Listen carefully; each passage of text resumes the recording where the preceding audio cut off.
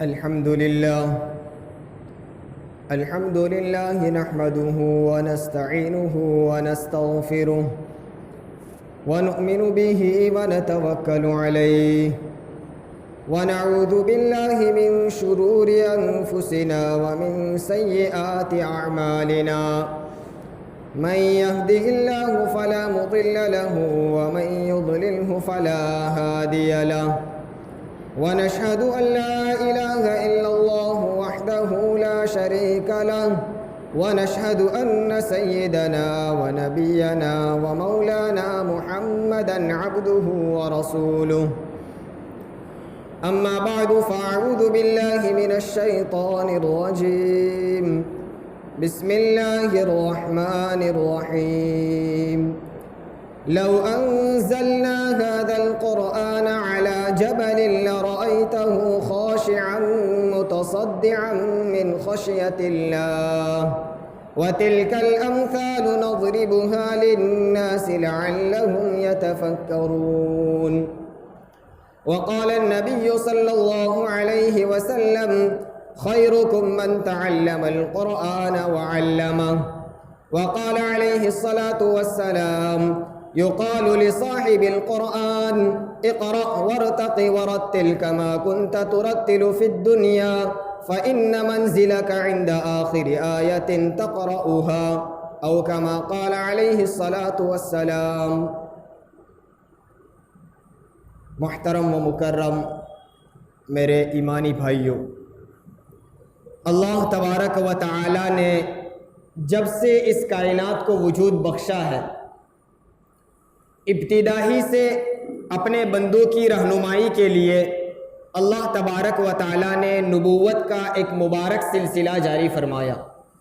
اس دنیا میں آنے والے سب سے پہلے انسان حضرت آدم علیہ السلام کو اللہ تبارک و تعالی نے نبوت کا تاج عطا فرما کر اس دنیا میں بھیجا، تاکہ آنے والی قوم، آنے والی نسلیں اپنے نبی کے طور و طریق، اپنے نبی کے کریکٹر کو دیکھ کر صحیح زندگی گزار سکے۔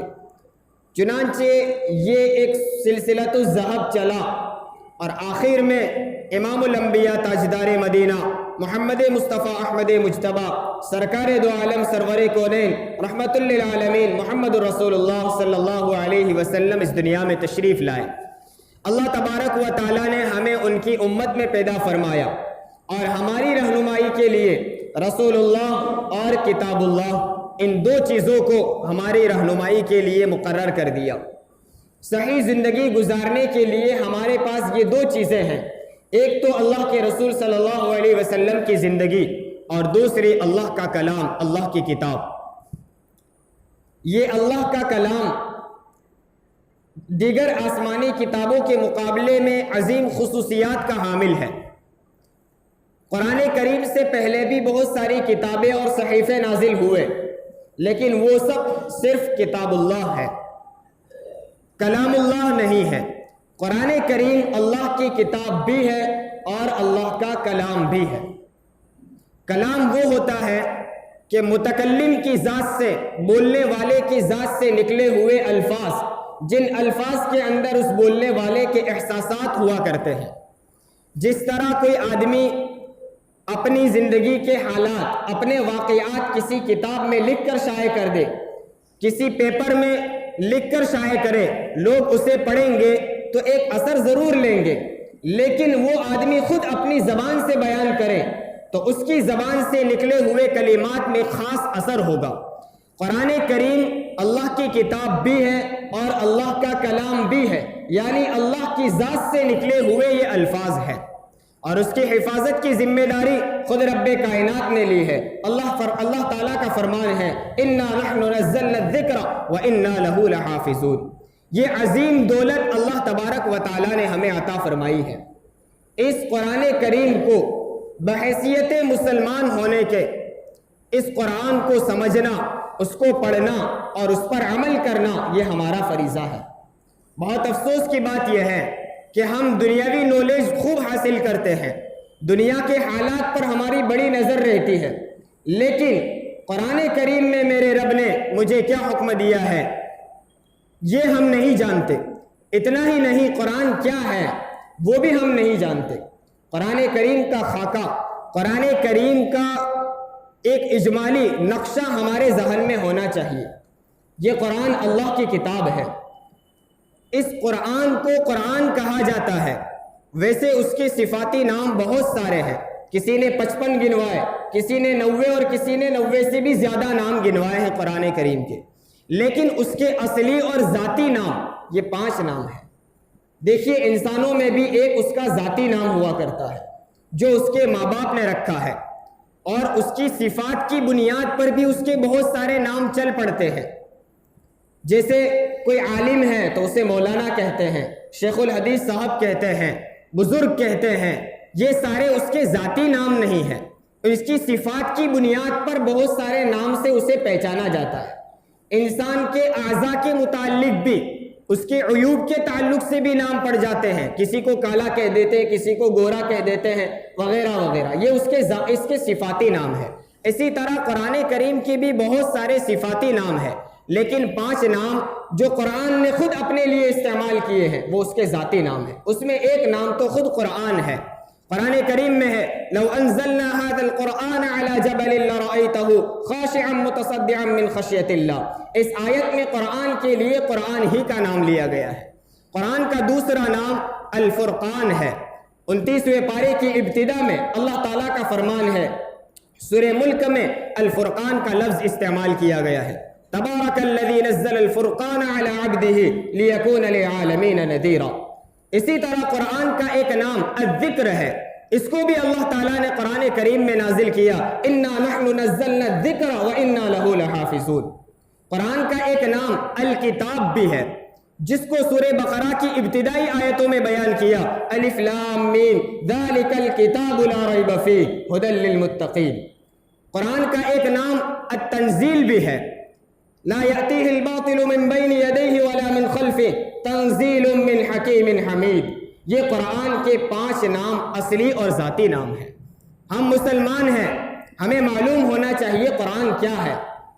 ہم دیگر دنیاوی چیزوں کے ساتھ پتہ نہیں لایانی باتوں کو بھی کتنا ہم ذہن میں رکھتے ہیں۔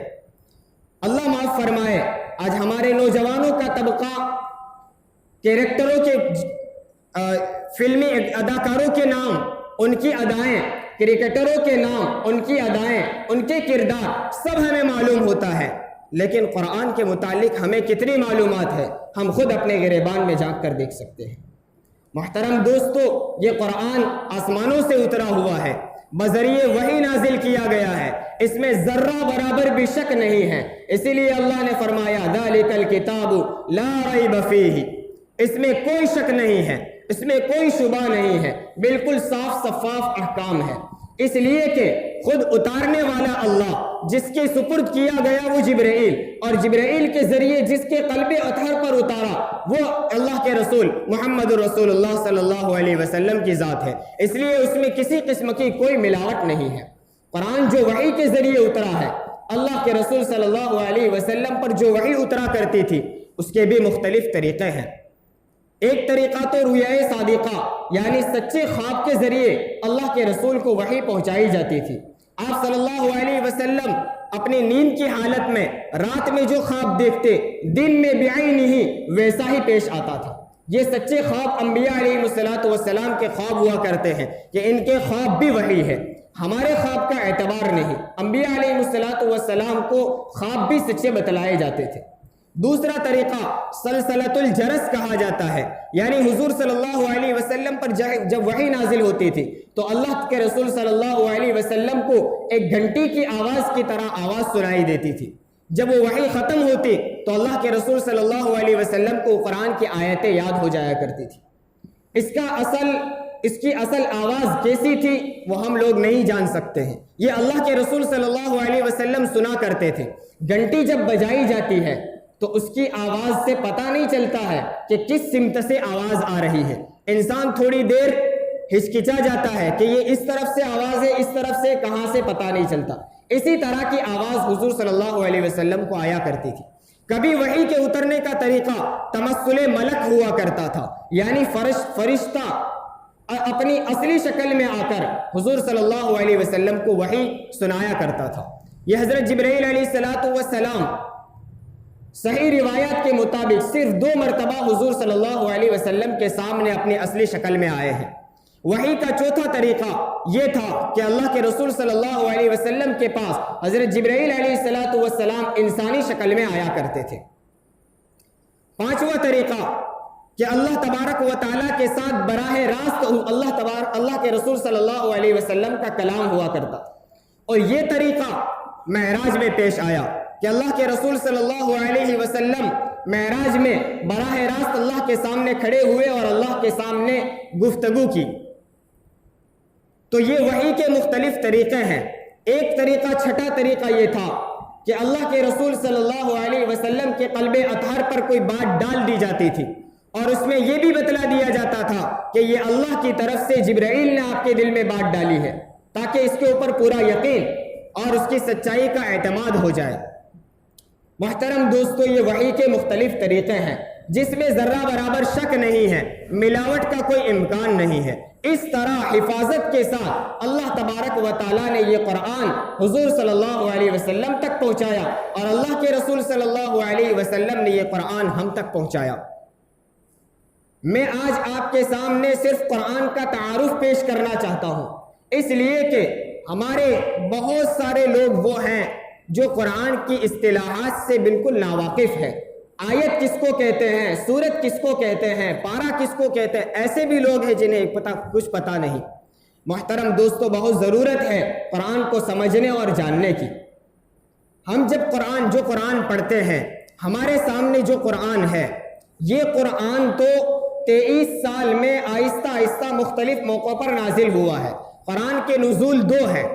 ایک مرتبہ، پہلی مرتبہ قرآن لوح محفوظ سے آسمان دنیا پر، یعنی پہلے آسمان پر پورا قرآن ایک ساتھ اترا۔ قرآن پہلے لوح محفوظ میں تھا، پھر پورا قرآن اللہ تبارک و تعالیٰ نے وہاں سے لے کر پہلے آسمان پر پہنچایا۔ آسمان 7 ہے، ہمیں جو نظر آتا ہے وہ پہلا، اس سے اوپر دوسرا، پھر تیسرا، چوتھا، ایک کے اوپر ایک 7 آسمان ہے۔ 7 آسمان کے اوپر قرآن تھا۔ اللہ نے اس قرآن کو پہلے آسمان پر اتارا، اور اللہ رب العزت نے قرآن میں اس کا ذکر بھی فرمایا، شہر رمضان الذی انزل فیہ القرآن، ہم نے قرآن کریم کو رمضان میں اتارا۔ رمضان کے کس موقع پر اتارا؟ خود اللہ نے فرمایا، انا انزلناہ فی لیلۃ القدر، ہم نے اسے لیلۃ القدر میں اتارا۔ تو یہ تو پورا قرآن ایک ساتھ پہلے آسمان پر اترا تھا۔ اس کے بعد پہلے آسمان سے دنیا میں 23 سال کے عرصے میں آہستہ آہستہ ضرورت کے مطابق اترتا رہا۔ جس موقع پر جس آیت کی اور جس حکم کی ضرورت ہوا کرتی، اس طرح آیتیں اترا کرتی تھی۔ تو وہ جو نزول نازل ہونے کی جو ترتیب تھی، وہ ترتیب الگ ہے۔ ہمارے سامنے جو قرآن ہے وہ ترتیب الگ ہے۔ یہ ترتیب بھی اللہ کے رسول نے بتلائی ہوئی ہے۔ جب بھی کوئی آیت نازل ہوتی، اللہ کے رسول صلی اللہ علیہ وسلم اپنے صحابہ کو اس کی آیتیں لکھوا دیتے، اور یہ بھی بتلا دیتے تھے کہ یہ آیت فلاں سورت کے فلاں نمبر کے آیت پر رکھنا ہے۔ بہرحال یہ قرآن کی جو ترتیب ہمارے سامنے ہے، یہ بھی حضور کی بتلائی ہوئی ہے۔ اس میں 7 منزلیں ہیں، 30 پارے ہیں، 114 صورتیں ہیں، 540 رکوعات ہیں، اور اس قرآن کریم کے حروف 3,22,670 تقریباً حروف ہے، 6,666 آیتیں ہیں۔ یہ قرآن کا ایک تعارف ہے، اجمالی خاکہ ہے، وہ ہمیں معلوم ہونا چاہیے۔ اس کی 7 منزلیں ہیں۔ چونکہ صحابہ کرام رضوان اللہ علیہ مجمعین اس قرآن کو 7 دنوں میں ختم کیا کرتے تھے۔ ان کے پڑھنے کا طریقہ بہت سارے صحابہ کا یہ تھا کہ ایک قرآن کی جب ابتدا کی، 1 ہفتے میں اس قرآن کو مکمل کر لیا کرتے۔ اس لیے اس کے 7 حصے بنا دیے، جسے ہم منزلیں کہتے ہیں۔ یہ 7 منزلیں ہیں۔ پہلی منزل الحمدللہ رب العالمین سے شروع ہو کر سورہ مائدہ 6 پارے تک پہنچتی ہے۔ دوسری منزل 6 پارے کی سورہ مائدہ سے شروع ہو کر 11ویں پارے میں سورہ یونس تک پہنچتی ہے۔ تیسری منزل سورہ یونس سے شروع ہو کر 14ویں پارے کے اختتام تک۔ 5ویں منزل 15ویں پارے سے سورہ بنی اسرائیل سے شروع ہوتی ہے، اور یہ پہنچتی ہے سورہ شعراء تک۔ سورہ شعراء سے دوسری اگلی منزل شروع ہوتی ہے، اور وہ پہنچتی ہے سورہ یاسین کے اختتام پر۔ سورہ یاسین کے بعد چھٹی منزل والصافات صفا سے شروع ہو کر 26ویں پارے کے سورہ قاف تک پہنچتی ہے، اور آخری اور 7ویں منزل سورہ قاف سے شروع ہو کر قرآن کی آخری آیت من الجنۃ والناس تک پہنچتی ہے۔ یہ قرآن کریم کی 7 منزلیں ہیں جس کو صحابہ کرام رضوان اللہ علیہ مجمعین نے ترتیب دیا۔ ایک قرآن میں ہم دیکھتے ہیں پارے ہیں، یہ 30 پارے ہیں۔ یہ اس لیے ترتیب دیے گئے کہ صحابہ کے بعد جو حضور کے زمانے سے دوری ہوتی گئی، لوگوں کی قرآن کریم سے دوری ہونے لگی۔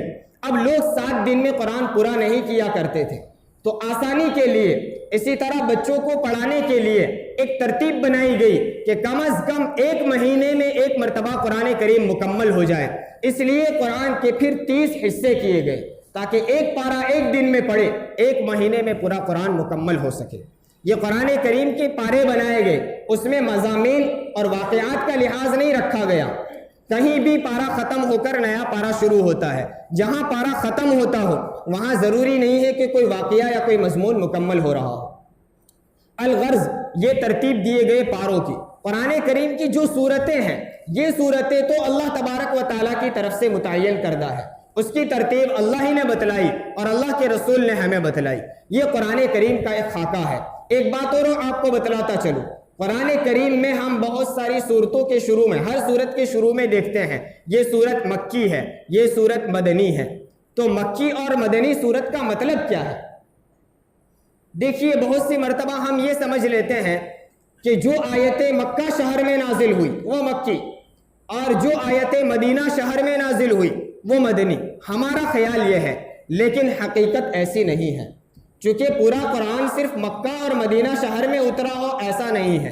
قرآن کریم آپ صلی اللہ علیہ وسلم کے سفروں میں بھی اترا، جنگ کے میدانوں میں بھی اترا، مدینہ کی گلیوں میں بھی اترا، بازاروں میں بھی اترا، مکہ کی گلیوں میں بھی اترا۔ الغرض عرب کے مختلف حصوں میں قرآن نازل ہوا ہے۔ پھر مکی اور مدنی صورتوں کا مطلب کیا ہے؟ اس کا مطلب یہ ہے کہ حضور صلی اللہ علیہ وسلم کی ولادت مکہ المکرمہ میں ہوئی، پھر آپ کو 40 سال کی عمر میں نبوت ملی۔ نبوت ملنے کے بعد قرآن کریم کا نزول شروع ہوا۔ سب سے پہلے جو وحی نازل ہوئی 40 سال کی عمر میں غار حرا میں، اقرأ بسم ربک الذی خلق خلق الانسان من علق، یہ 5 آیتیں تقریباً نازل ہوئی، اور وہیں سے سلسلہ شروع ہوا۔ آپ صلی اللہ علیہ وسلم مکہ المکرمہ میں 53 سال کی عمر تک مقیم رہے، یعنی نبوت ملنے کے بعد 13 سال آپ کے مکہ میں گزرے۔ 53 سال کی عمر میں حضور صلی اللہ علیہ وسلم مکہ المکرمہ سے ہجرت کر کے مدینہ المنورہ تشریف لے گئے، اور مدینہ میں آپ نے 10 سال کی عمر پائی۔ 63 سال کی عمر میں اس دنیا سے رخصت ہو گئے۔ اب جو آیتیں اور جو صورتیں مکہ کی زندگی میں نازل ہوئی، یعنی ہجرت سے پہلے نازل ہوئی، وہ ساری صورتیں مکی کہلاتی ہیں، اور جو صورتیں آپ کے مدینہ رخصت ہو جانے کے بعد، ہجرت کر جانے کے بعد نازل ہوئی، وہ ساری صورتیں مدنی کہلاتی ہیں، چاہے وہ آیتیں مدینہ میں نازل ہوئی ہو یا مدینہ سے باہر کہیں اور جگہ نازل ہوئی۔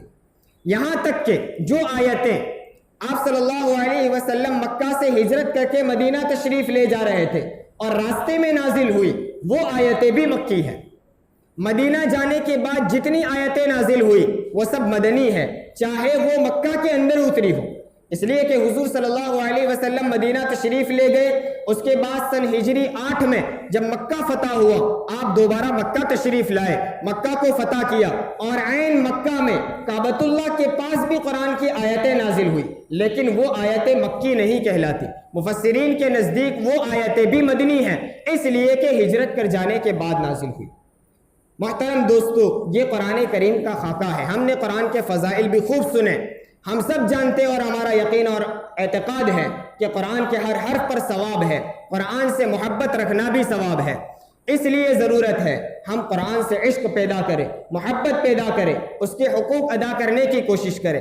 آج میں آپ کے سامنے قرآن کے فضائل سنانے کے لیے نہیں بلکہ قرآن کا تعارف پیش کرنے کے لیے کھڑا ہوا تھا۔ فضائل آپ لوگوں نے یقیناً سنے ہوں گے، اسی مجلس سے عزم کر کے اٹھے کہ انشاءاللہ آئندہ سے ہمیشہ ہم قرآن کے حقوق ادا کرنے کی کوشش کریں گے، اس کی تلاوت کا اہتمام کریں گے۔ اگر ہمیں صحیح تلاوت نہیں آتی ہے، ہم عمر کا لحاظ نہ کریں، علم حاصل کرنے کی کوئی مدت نہیں ہے۔ علم گہوارے سے چھوٹے بچے کے جھولا جو ہوتا ہے وہاں سے علم حاصل کرنے کا زمانہ شروع ہوتا ہے، قبر میں جانے تک کا یہ زمانہ ہے۔ اس لیے ہم عمر کا لحاظ کیے بغیر جو سی بھی عمر میں ہو ہم قرآن کو صحیح سیکھنے، پڑھنے اور سمجھنے کی کوشش کریں۔ اللہ تبارک و تعالی ہم سب کو اس بات پر عمل کرنے کی توفیق عطا فرمائے، آمین۔ وآخر دعوانا الحمدللہ۔